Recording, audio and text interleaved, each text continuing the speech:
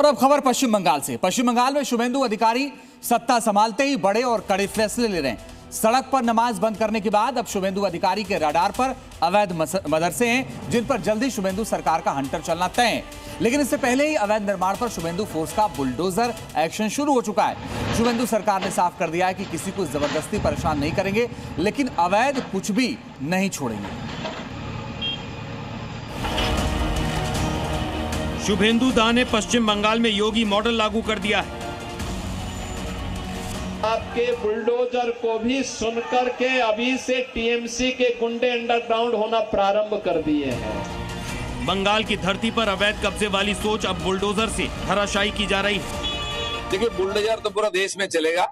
जहां जहां अवैध रूप से निर्माण होगा, दखलदारी होगा, बुलडोजर चलेगा। योगी के बाहुबली की बंगाल में भारी डिमांड है। इस शक्तिमान को स्पेशल तौर पर बुलाया जा रहा है ताकि उन लोगों के मन में खौफ पैदा किया जा सके जो कानून को अपने पैर की जूती समझते थे। मैं एडवांस में यूपी से 2 दर्जन जेसीबी मैं ऑर्डर दे चुका हूँ। बंगाल में बुलडोजर कैसे न्याय की लकीर खींच रहा है, कैसे अवैध निर्माण को मिट्टी में मिला रहा है, भू माफियाओं का राज कैसे खत्म कर रहा है, दंगाइयों के अड्डे कैसे खाक हो रहे हैं, वो आप इन तस्वीरों से समझ सकते हैं। बुलडोजर एक्शन की तस्वीरें 24 परगना के तलपुकुर बाजार की हैं, जहां कोर्ट के आदेश के बाद अवैध निर्माण पर बुलडोजर से कार्रवाई की गई।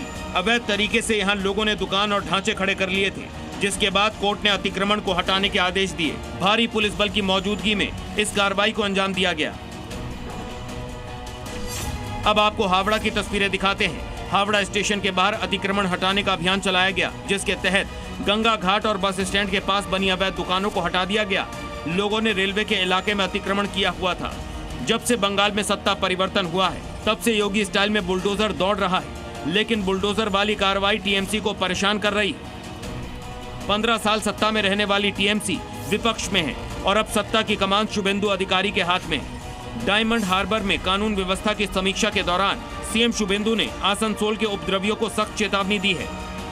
सीएम ने साफ कर दिया है कि आसनसोल जैसी घटनाओं में तोड़फोड़ करने वालों को बख्शा नहीं जाएगा और सरकारी संपत्ति को हुए नुकसान की भरपाई सीधे उनके निजी फंड और संपत्ति से की जाएगी। इतना ही नहीं, बंगाल में गैर मान्यता प्राप्त मदरसों पर भी शिकंजा कसने जा रहा है। शुभेंदु सरकार इस बारे में जल्द अधिसूचना जारी करेगी, यानी अवैध मदरसों पर ताला लटकने वाला है। साफ है, जो काम योगी उत्तर प्रदेश में कर रहे हैं, उसी राह अब शुभेंदु अधिकारी चल रहे हैं। बंगाल की नई सरकार नए तरीके से काम कर रही है, ताबड़तोड़ फैसले ले रही है और सबसे बड़ी बात, दंगाइयों, कब्जाधारियों और दहशत फैलाने वालों की कमर तोड़ी जा रही है। ब्यूरो रिपोर्ट, जी मीडिया।